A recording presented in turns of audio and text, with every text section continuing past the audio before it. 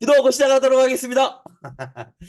사랑의 하나님 감사합니다. 오늘 우리 구역장님들과 함께 하나님의 말씀을 나누려고 합니다. 돌아오는 주일날 더 많은 은혜를 누리게 하여 주시고 말씀 가운데 하나님의 음성 듣는 귀한 은혜 시간 되게 하여 주시옵소서. 예수님의 이름으로 기도드립니다. 아멘. 자, 오늘 이번 주 돌아오는 주일날 말씀의 제목은 믿고 가더니라는 말씀이에요. 요한복음 4장 50절에 있는 말씀에 있는 말씀을 주제로 이제 말씀을 살펴보려고 하는데요.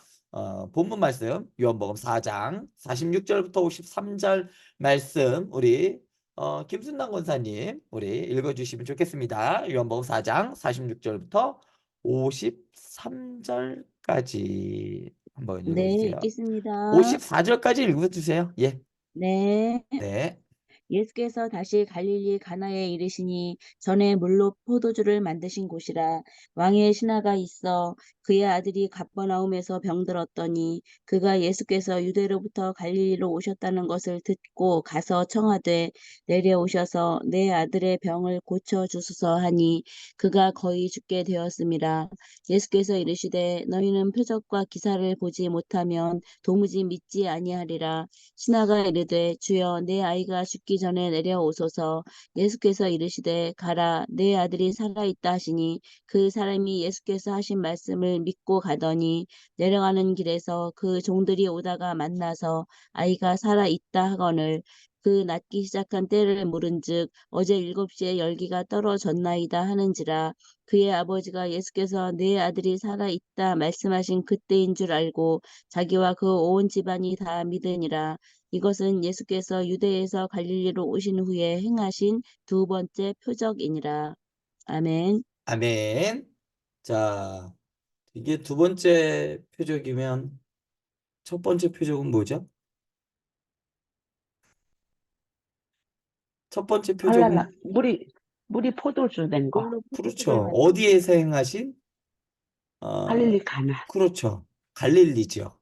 갈릴리 지역은 누가 살았냐면요. 유대인들이 살았던 지역이에요.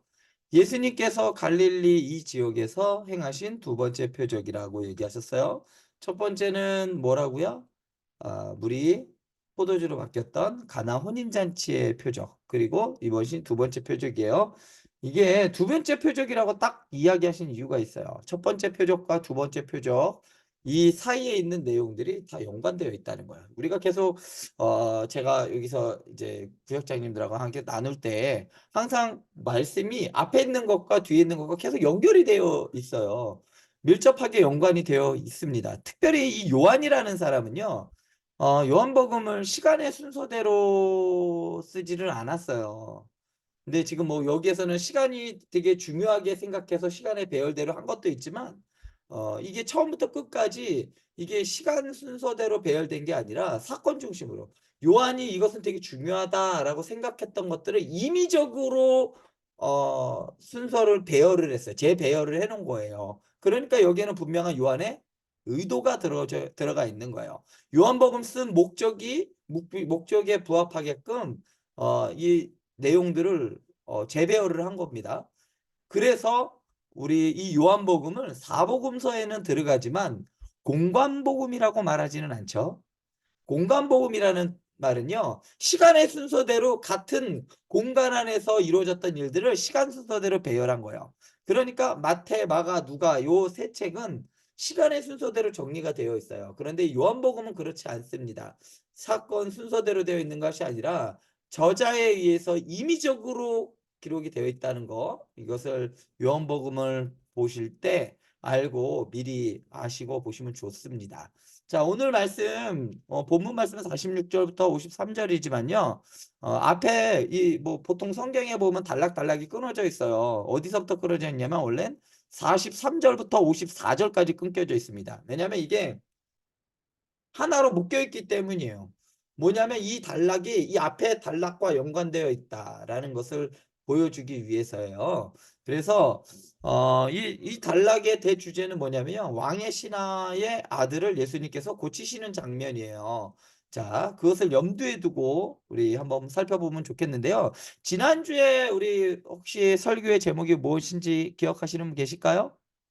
지난주에 설교 제목. 어?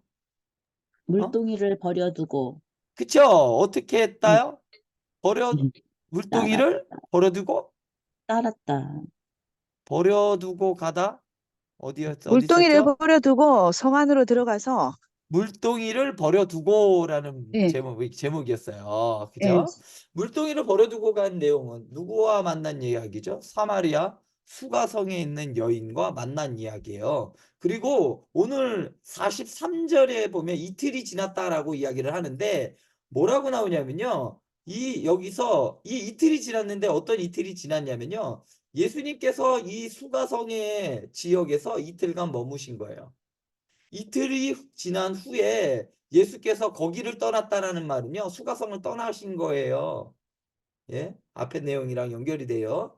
자, 수가성을 이제 이틀 동안 묵으셨다가 사마리아 지역이죠. 그 지역에서 예수님께서 이틀을 머무셨다가 이제 갈릴리로 다시 돌아오신 겁니다. 근데 그 갈릴리는 어디냐면 예수님께서 첫 번째 이적, 그러니까 혼인잔치에 물로 포도주를 만드신 갈릴리 지역으로 돌아오신 거예요. 갈릴리 지역 안에는 뭐가 있었다? 가나라는 지역도 포함되어 있었던 겁니다. 자, 그런데 그 지역으로 돌아왔어요. 그러면 오늘 말씀에서 이 말씀을 자세히 살펴보셨는지는 모르겠지만 오늘 말씀 43절, 44절, 45절을 제가 한번 읽어드릴게요. 이틀이 지남에 예수께서 거기를 떠나 갈릴리로 가시며 친히 증언하시기를 선지자가 고향에서는 높임을 받지 못한다 하시고 갈릴리에 이르심에 갈릴리인들이 그를 영접하니 이는 자기들도 명절에 갔다가 예수께서 명절 중 예루살렘에서 하신 모든 일들을 보았음이더라. 자, 이 말씀의 내용이 아주 중요한 연결고리의 역할을 합니다. 자, 오늘 이 말씀에서 이 앞에서 우리가 보았던 어떤 여인이죠? 사마리아 여인과 그리고 오늘 말씀에서 나오는 갈릴리인들. 자, 45절에 보면 갈릴리인들이라고 나와요. 이 사람들과 대조가 되는 것을 알 수가 있습니다. 무슨 대조가 될까? 사마리아 여인은 어떻게 했나요? 우리 좀 전에 지난주 말씀 제목을 한번 제가 여쭤봤죠. 어떻게 했죠? 예수님을 만났을 때 이 여인은 물동이를 버려뒀어요. 자, 그리고 뭐라고 하냐면 이 사람이 나의 옛날 과거를 다 알고 계셔. 그거 보니까 이 사람은 그리스도가 아니야? 그리스도야 라고 말하는 거죠. 그리스도다라고 사람들에게 소개를 했어요. 그리고 나서 이 단락의 마무리, 수가성 여인과의 마무리 짓는 42절에 가면 이렇게 나옵니다. 그 여자에게 말하되 그 여자에게 말한 것은 누구예요? 사마리아인들이에요. 그 여인의 말을 듣고 나와서 예수님의 말씀을 들은 사마리아인들, 그 여인들이, 그러니까 사마리아인들, 그 사람들이 말하는 거예요. 이제 우리가 믿는 것은 내 말로 인함이 아니야. 야, 이제는 우리가 너 말 때문에 믿는 거 아니야. 이제는 우리가 친히 들었어. 우리가 직접 그 예수님의 말씀을 듣고 그분이 진짜 세상의 구주이신 줄 알미야라고 이렇게 마무리를 짓니다. 아주 놀랍지 않나요? 수가성 여인의 그러한 증거를 통해서 예수님 앞에 나왔던 사람들, 그러니까 이렇게 이 여인이 와, 이분이 내 과거를 다 아셔. 보니까 이 사람이 그리스도 같아. 메시아 같아. 이 얘기를 들었던 그 수가성에 있던 사마리아 사람들이 우르르 나온 거죠. 누가 하고 예수님께 나와서 예수님이 하시는 말씀을 들어보니까 야, 이제 이 사람들이 이러는 거야. 야, 이제 너 때문이 아니라 내가 직접 들어보니까 진짜로 이 사람이 세상의 구주이신 줄 우리가 알 거야. 진짜 이분이 세상의 구주시구나. 내 귀를 들으니까 진짜야, 맞아. 참이야. 참 놀랍지 않나요? 이 지역은요, 유대인들과는 앙숙이었던 사마리아인들이에요. 사마리아인에 들어가서 예수님을 만나고 예수님의 말씀을 들었던 사마리아 여인과 수가성 여인과 그 여인을 비롯해서 사마리아 사람들은 예수님이 누구인지 정확히 알았어요. 놀랍죠? 자, 그런데 말해서 오늘 말씀에 나오는 갈릴리인들은 어땠느냐? 보면요. 예수님께서 이 44절에서 이렇게 말씀하십니다. 선지자가 고향에서는 높임을 받지 못한다. 이 말씀을 어디에서 하셨냐면요. 예수님께서 수가성을 탁 나왔어요. 어? 사마리아 지형을 탁 나와서 갈릴리로 가시면서 제자들한테 야, 선지자는 고향에서 높임을 받지 못해 하면서 고향으로 돌아가시면서 그곳에서 예수님을 환대하지 못하고 예수님을 어떻게 한다? 받아들이지 못한다라는 것을 제자들한테 말씀하신 거예요. 그러면서 갈릴리에 들어갔다라고 오늘 45절은 말합니다. 그런데 45절의 말씀을 보면요. 이 사람들이 어떻게 했냐면 예수님을 이 사람들도 사마리아 사람들처럼 믿었는가? 오늘 말씀에서 보면 믿은 것처럼 보일 수도 있습니다. 그런데 오늘 말씀에서 예수님께서 하신 말씀들을 주의 깊게 보시면 알 수 있어요. 예수님께서 이런 말씀하시죠. 방금 얘기했던 선지자가 고향에서는 높임을 받지 못해 이러면서 어디로 갈릴리로 들어가십니다. 그리고 거기서 하신 말씀 중에 뭐냐면 오늘 말씀에서 보시면 48절에 보면 뭐라고 말씀하시냐면 너희는 표적과 기사를 보지 못하면 도무지 믿지 아니하니라 라고 말을 합니다. 예수님께서 그런 거예요. 야, 너희들은 진짜 내가 표적과 이적을 보여주지 않으면 나를 못 믿는구나 라고 예수님께서 이야기를 하신 겁니다. 이 뼈대가 있어요. 이 뼈대에다가 이제 살이 붙여져 가는 건데요. 사마리아 여인과 사마리아 사람들은 예수님이 누구인지 예수님을 대면하고 그를 보는 순간 세상의 구주인지 분명히 알았지만 갈릴리 지역에 있던 예수님의 동족이었던 유대인들은 어땠다? 예수님을 높이지도 않았고 표적과 기사를 통해서만 예수님을 믿었다라는 말이에요. 자, 그것에 대한 구체적인 예가 오늘 말씀에서 나오는데요. 한 사람이 나오는데 그 사람의 이름은 46절에 보면 이름은 나오지 않지만 누구라고 나오냐면요. 46절에 보면 예수님께서 도착하신 곳이 어디인지 정확하게 나와요. 다시 갈릴리 가나에 이르셨다라고 46절에 나와요. 다시 예수께서 다시 갈릴리 가나에 이르시니 전에 물로 포도주를 만든 곳이라. 다시 설명하고 있죠. 그곳이 지금 예수님이 전에 무엇을 하셨다? 표적을 행하셨던 곳이야. 첫 번째 표적을 행하셨던 곳이야 라고 예수님께서 다시 한번 그 고기를 강조하고 있는 겁니다. 그러면 첫 번째 표적이 나타난 곳인데 이제 오늘 두 번째 표적이 나타난다는 이야기죠. 자, 여기서 등장인물이 등장합니다. 누구냐면 왕의 신하가 등장해요. 근데 왕의 신하가 등장을 하는데 이 왕의 신하의 아들이 병들었습니다. 가버나움이라는 지역에서 병들었어요. 갈릴리 지역이긴 했지만 거긴 꽤 그래도 어느 정도 거리가 있었던 곳이에요. 그곳에서 병들었어요. 그래서 예수님께 이 사람이 옵니다. 그래서 청하여 얘기하는데 뭐라고 하냐면 내려오소서 내 아들의 병을 고쳐주소서. 자, 내 아들의 병을 고쳐달라고 이야기를 합니다. 자, 이 왕의 신하는 어떻게 해서 예수님께 와서 병을 고쳐달라고 했을까요? 그냥 무조건 알았을까요? 아니죠. 당시에 예수님의 소문이 돌았습니다. 어떤 소문이야? 이곳에서 지금 예수님이 있는 곳은 가나라는 지역이에요. 지금 왔어요. 가나라는 지역에서 예수님께서 이미 첫 번째 표적을 행하셨어요. 그리고 예수님께서 가는 곳마다 표적을 행하셨다라는 것을 45절에 보면 이렇게 나옵니다. 뭐라고 나오냐면요. 45절을 다시 한번 볼게요. 갈릴리에 이르심에 자, 갈릴리인들이 그를 영접했어요. 예수님을 영접했는데 예수님을 영접한 이유가 뭐냐면 뒤에 나옵니다. 이는 자기들도 갈릴리인들이 명절에 갔다가 예루살렘에서 예수님이 하신 일들을 보았다는 거예요. 뭘 봤어요? 예수님께서 하신 표적과 이적들, 놀라운 기적을 행하시는 것을 예루살렘에서 예수님께서 기적과 이적을 행하셨는데 그것들을 갈릴리 사람들이 명절에 예루살렘에 갔다가 그걸 본 거예요. 그래서 그 소문이 어디까지 났다? 갈릴리 지역에 난 거예요. 그래서 소문이 났어요. 어떤 소문이 났냐면 그 기적을 행하시는 예수님이 유대 갈릴리로 왔다는 소문을 들었습니다.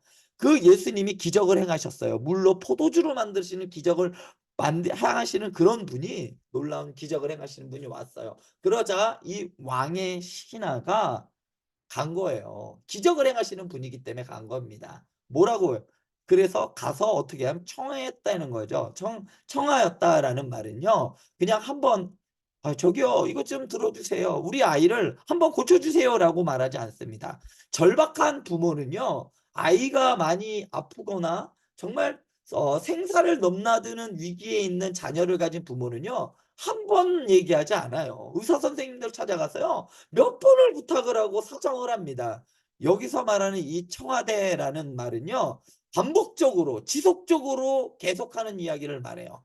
그러니까 예수님께 지속적으로 예수님께 와서 그 정도로 간곡하게 예수님께 요청했다는 겁니다. 자, 내 아들을 좀 고쳐주세요. 그런데 이 왕의 신하가 와서 예수님께 고쳐달라고 했던 것은 무엇 때문에 고쳐달라고 했냐면요, 예수님께서 행하신 일들을 보았기 때문이에요. 어떤 일들? 표적들을 행하신 것들을 보았기 때문에, 기적을 행하신 것들을 보았기 때문에 이 왕의 신하가 예수님께로 온 겁니다. 자, 그러자 예수님께서 뭐라고 말씀하시냐면요, 48절에서 너희는 표적과 기사를 보지 못하면 도무지 믿지 아니나. 야, 너네는 표적과 기사 때문에 나를 믿는 거야 라고 예수님께서 말합니다. 예수님을 어떤 분으로 믿느냐면요, 표적과 기적을 행하시는 분으로만 믿는 거예요. 자, 너희는 표적과 기사를 보야만 믿는다라고 하지요. 자, 여기서 너희는 이라는 말은 누구죠? 너라는 말은, 야, 너는 표적과 기사를 보지 않으면 난 도무지 못 믿는구나 라고 너라고 이야기하면 왕의 신하겠죠. 그런데 여기서 너희라는 말은요, 복수예요. 예수님 주변에 있던 많은 사람들 뿐만 아니라 여기에서 너희는요, 우리도 될 수 있어요. 우리도 기적과 이적 때문에 예수님을 믿는 경우가 있을 수 있어요. 단지 예수님을 병을 고치시는 분, 나를 부하게 해주시는 분으로만 생각하면 유대인들과, 여기 나오는 유대인들 갈릴리 사람들하고 별다르지 않다는 이야기예요. 자, 예수님께서는 야, 너는 표적과 기사를 보지 못하면 나를 도무지 믿지 않는구나. 나는 그렇게 이야기를 합니다. 자, 너희는 누구냐면 왕의 신하를 비롯한 갈릴리인들, 유대인들, 그리고 우리들이 될 수가 있는 것이죠.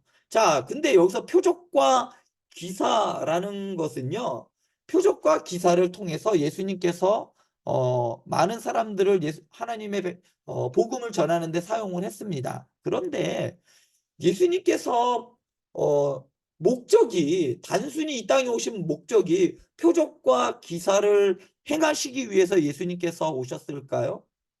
우리는 예수님을 표적과 기사를 행하시는 분으로 물론 믿습니다. 그런데 단순히 그거로만 믿는다라고 하면 우리 신앙은 더 이상 발전될 수가 없어요. 우리는 표적을 쫓는 신앙에서 어느 신앙으로? 예수님을 누구로? 아까 전에 사마리아 사람들이 요한복음 4장 42절에서 이렇게 말했잖아요. 이제 우리가 믿는 것은 너로 말미암음이 아니라 우리가 친히 듣고 그가 참으로 세상의 구주인 줄 알았다는 그러한 어떤 고백? 예수님이 진정한 구주시라는, 메시아시라는 그러한 고백으로 나아가고, 그런 고백뿐만 아니라 그것을 통해서 영생으로 나아가야 하는 그러한 신앙이 있어야 된다는 거죠. 예수님을 믿는다라는 거는요, 단순히 여러 가지일 수도 있어요. 예수님을 그냥 선생님으로 믿을 수도 있고, 예수님을 기적을 행하는 분으로도 믿을 수 있어요. 그런데 다른 신앙의 고백을 할 수 했던 사람들은 누구였냐면 사마리아인들이었다는 것이죠. 예수님이 어떤 분이다? 세상의 구주라는 거예요. 자, 그런데 오늘 말씀에서 보면 왕의 신하는 어땠을까요? 왕의 신하는 예수님이 예수님 당신은 세상의 구주입니다 라고 예수님을 그걸 믿었을까요? 아니란 이야기예요. 표적과 기사를 행하는 분으로만 믿었다는 이야기예요. 자, 여기 오늘 마지막에 보면 54절에 보면 두 번째 표적이다라고 말합니다. 두 번째, 그곳에서 행한 두 번째 표적인데, 그 두 번째 표적임에도 불구하고 예수님께서 두 번째로 그 고향 땅에서 표적을 행하셨음에도 불구하고 예수님께서는 그곳에서 높임을 받지 못하셨다는 말이에요. 오히려 예수님이 구주이시고 메시아이신 것을 사마리아인 이방인들이었던 그 사람들을 통해서 예수님께서 진정한 메시아이시라는 높임을 받으셨어. 또 높임을 받으셨지만 고향에서는 그분이 누구인지 그냥 단순히 기적을 행하는 사람, 그냥 그런 종류로만 알고 있었다는 것이죠. 자, 그런데 이제 오늘 좀 깊이 들어가면요. 이 왕의 신하가 뭐라고 이야기하냐면요. 이렇게 말합니다. 내려오소서, 주여, 내 아이가 죽기 전에 내려와 달라고 오늘 47절에 말합니다. 자, 그런데 오늘 말씀에 보면요. 내려오셔서 내 아들의 병을 고쳐주셔서라는 이 말이요. 어디서 많이 듣던 말 아닌가요? 성경에는 이와 비슷한 일이 있어요. 누굴까요? 오늘 말씀에서 같이 비슷한 상황이 한번 등장합니다. 누굴까요?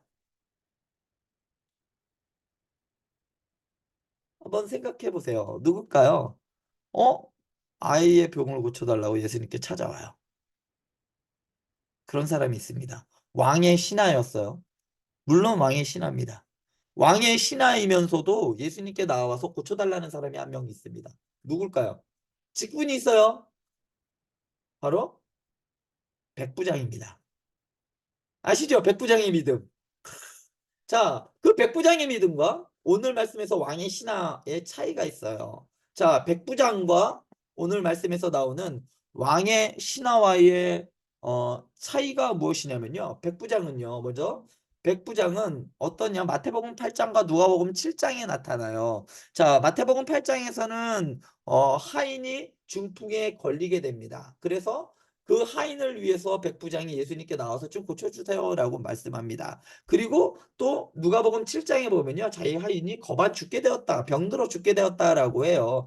둘 백부장의 이 기사는 같아요. 백부장과 이 오늘 말씀에서의 왕의 신하는 같습니다. 같은 거의 비슷한 이야기로 나와요. 자, 그런데 오늘 말씀에서 왕의 신하는 예수님께서 어떻게 하라고? 예수님 좀 오세요. 예수님 좀 오셔서 우리 아이를 고쳐달라고 이야기를 합니다. 무슨 뉘앙스인지 아시겠죠? 예수님 좀 오셔요 좀. 거기 있지 말고요. 우리 집으로 좀 오셔서 좀 고쳐주세요.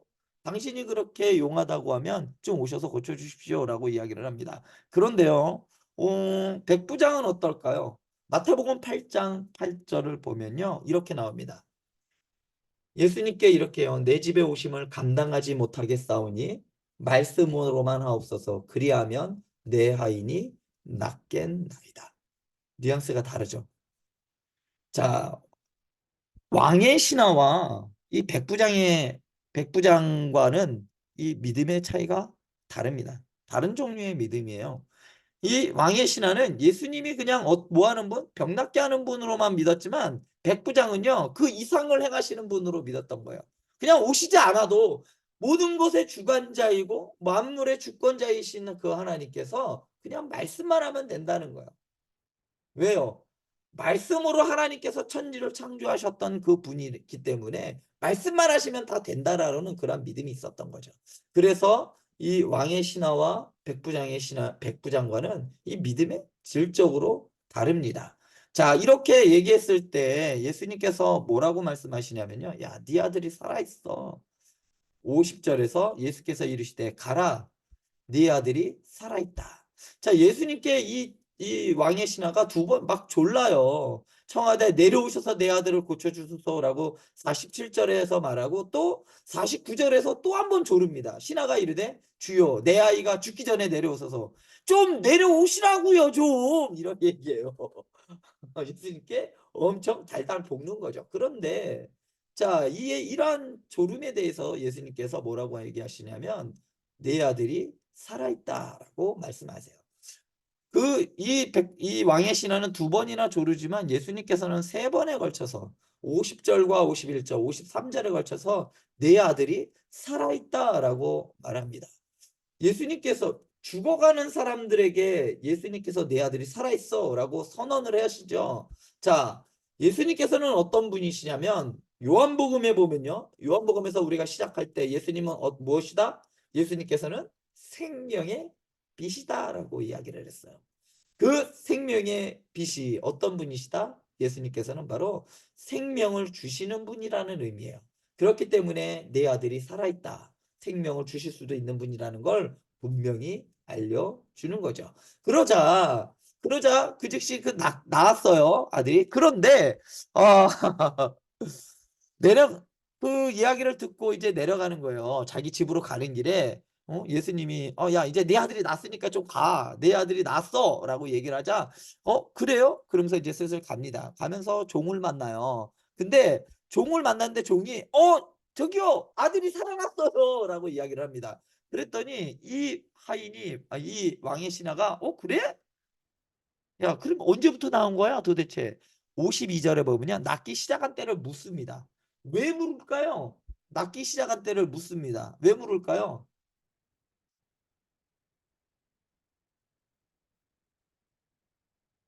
왜일까요? 왜 낳기 시작한 때를 물었을까요? 예수님 말씀 확인하려고 그러는 거 아니에요? 그렇죠. 확인한 거예요. 의심이 인 거예요. 그 의미를 이거를 예수님이 하셨다는 것을 100%못 믿는 거예요. 정말 그래? 하고서 야 그럼 도대체 언제부터 나왔는데? 하고 묻는 거죠. 자, 왜 그랬냐면요. 자연적으로도 나올 수가 있죠. 어느 정도 알면 끙끙 앓다 보면 시간이 지나면 자연적으로도 치유될 수가 있기 때문이죠. 그러니까 이게 예수님이 말해서 나온 건지 자연적으로 나온 건지 그것을 구분할 수가 없는 거예요. 그래서 그걸 사실 그걸 의문을 갖는다라는 건 예수님을 다 믿었다라고 할 수 없는 거죠. 그죠? 내 아들이 낳았다라고 하면 보통의 반응이라면 믿음 있는 사람들의 반응이라면 그걸 그냥 믿고 맙니다. 낳았다라고 하면 정말 우리 예수님이 낳게 해주셨구나 라고 하고 끝나요. 그런데 근데 언제부터 낳기 시작했는데? 라고 묻는다라는 것은요. 의문이 있다라는 이야기입니다. 자, 또 치료를 했겠죠. 약을 먹이고 있었겠죠. 자연적으로 나았을 경우도 있겠지만 또 어떤 때 나을 수 있냐면 약을 통해서 또 음식을 통해서도 나을 수 있었기 때문에 그 시기를 물어본 거예요. 확실히 하기 위해서. 뭐라고? 정말 예수님이 낫게 했는지 안 했는지 확인하는 작업이 필요했던 겁니다. 이게 왜 그럴까요? 예수님을 정말 세상의 구주요 만물의 주권자를 믿었다면 이렇게 하지 않았겠죠. 그냥 치유하는 분. 그냥 우리 말로 얘기하면 그냥 좀 용한 무당, 용한 의술을 가진 사람 이렇게 생각했을 가능성이 상당히 높습니다. 자, 여기서 보면요. 이렇게 나옵니다. 여기 50절에 보면요. 예수께서 이르시되 가라. 내 아들이 살아있다 하시니 그 사람이 어떻게 하냐면 예수께서 하신 말씀을 믿고 갔다라고 이야기를 합니다. 이게 지난번에 이 믿음에 대해서 어떤 분이 질문을 하셨어요. 믿음도 은사냐라는 말씀도 하셨는데요. 믿음에는요, 여러 가지 믿음이 있어요. 어떤 믿음이에요? 오늘 말씀에서 나오는 믿음은 예수께서 하신 말씀을 믿었다라는 말은요. 우리가 이 문장만 요 단락만 보면 이 사람 믿음이 정말 좋은가 보다. 야, 이렇게 생각할 수도 있겠지만 이 믿음은요. 실상은 예수님이 우리의 주권자이시고 메시아이시고 구원자로서 믿는 것이 아니라 예수님이 용한데 능력을 행하는 분인데 하라고 하니까 그거대로 그래? 그러면 알겠습니다라고 간 거예요.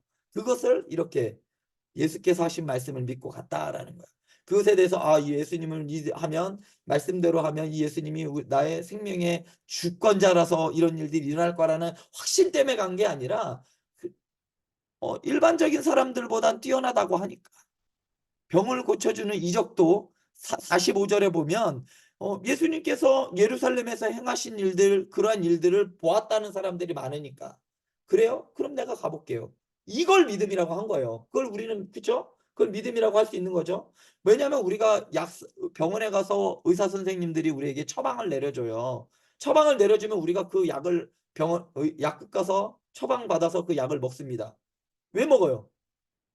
믿으니까 먹는 거예요. 그렇죠? 당연히 의사의 말을 믿으니까 먹는 겁니다. 그런 의미로서 믿었다라고 보시면 될 것 같아요. 자, 이렇게 해서 그러면 여기서 이제 믿음이 어떤 믿음인가를 한번 생각해 볼 건데요. 방금 얘기했던 것처럼 예수께서 하신 말씀을 믿고 갔다라는 것은 그냥 예수님을 무엇으로 믿었다? 표적을 행하는 사람으로 믿었다는 말이에요. 예수님은 능력을 좀 행하는 사람. 왜냐하면 여기서 갈릴리 가나에서 이 표적도 행했고 예루살렘에서 한 것들을 본 사람들, 갈릴리 사람들이 가서 직접 보고 와서 소문이 났으니까 그걸로 믿었다는 겁니다. 그런데 여기서 53절에서 보면요. 내 아들이 집에 왔더니 이 사람이 왕의 신하가 집에 와서 봤더니 진짜로 자기 아들이 낳은 걸 본 거예요. 그걸 보고 와 진짜 그 시간이 언젠가 딱 신하들하고 확인해 보니까 정말 예수님께서 네 아들이 낳았다라고 하는 시간과 딱 일치하는 것을 딱 알았던 거예요. 오, 정말 이분대로 됐네. 이분 말씀대로 됐네. 라고 그 표적이 자기에게 이루어진 것, 기적이 이루어진 것을 경험한 순간 어떻게 됐다? 그 온 집안이 믿었다는 말이에요. 어떻게 됐다? 그 온 집안이 믿었어요. 근데 여기서 온 집안이 이 믿음은 어떤 믿음이냐면요. 그냥 표적을 경험한 믿음이에요. 표적을 행한 것을 확인하고 있는 표적의 신앙인 거죠. 자, 그러면 지금 얘기한 거 오늘 왕의 신하의 이러한 믿음과 완전히 극명하게 대조가 되고 있는 것이 바로 지난주에 살펴보았던 사마리아 여인과 그 사마리아 사람들의 믿음이에요. 사람들은 표적과 이적을 많이 구했어요. 당시에는 제가 전에도 한번 말씀드렸지만 거의 한 100여 명에 가까운 메시아가 설치고 다녔어요. 유대 지역에. 서로 너도 나도 다 메시아라고 했어요. 왜냐하면 시국이 뒤숭숭하다 보면 그런 그런 사람들이 등장을 해요. 우리나라도 그렇죠. 1999년도에 엄청난 종말론자들이 등장했죠. 니도 나도 다 예수라고 지금도 많이 하지만 유독 그때 많이 나타났는데 당시 예수님이 활동했던 그 당시에도 시기가 너무나도 어둡고 힘들기 때문에 많은 메시아들, 너도 나도 서로 메시아라고 하는 사람들이 많이 등장했습니다. 근데요, 그 사람들 중에 표적을 행하는 사람들이 있었어요. 기적을 행하는 사람들도 있었다는 이야기예요. 그런데 그것들만 쫓아다니는 사람들은 실제로 정말 진짜 메시아를 알지 못한다는 이야기죠. 예수님께서 이 표적을 두 번째로 그 지역에서 행하신 겁니다. 자, 오늘 말씀에서 보면 자,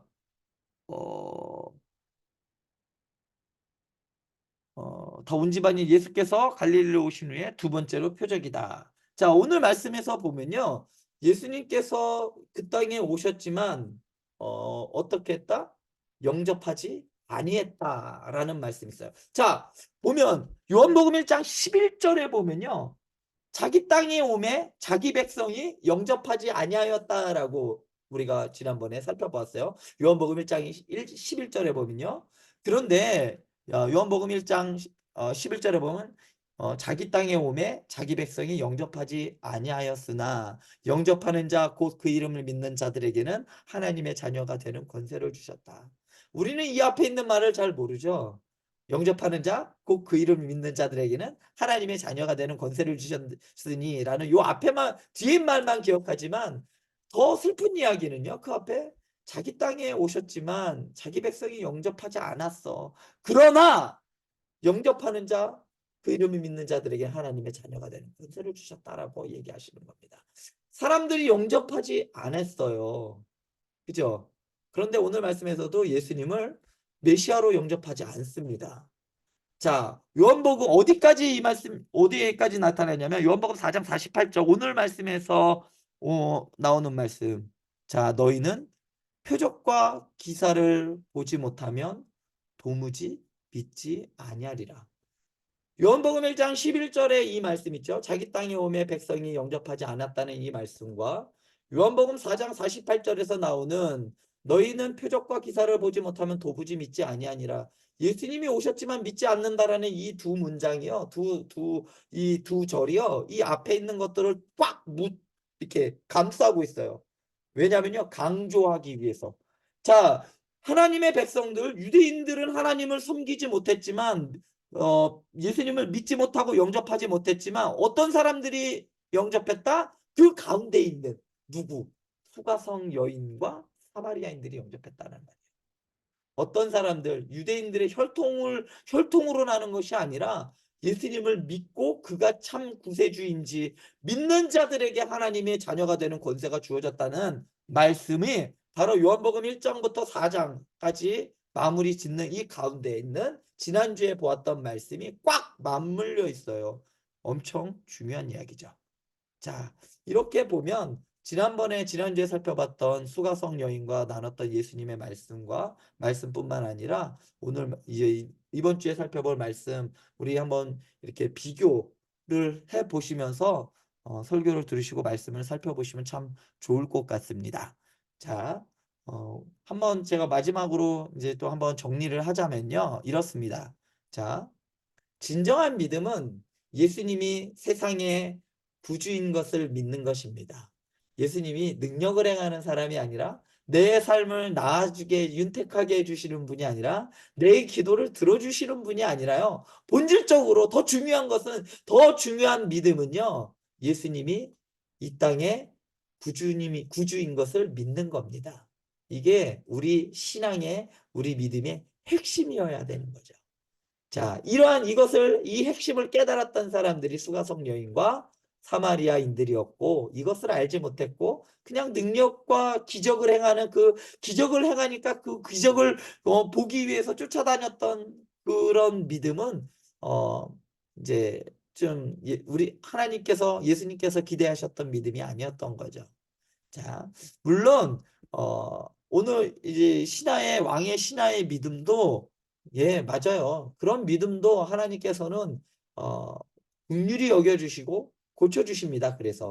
그렇지만 요한이 이야기하고 싶었던 내용은요. 야, 예수님은 그런 것뿐만 아니라 더 중요한 것은 이거야.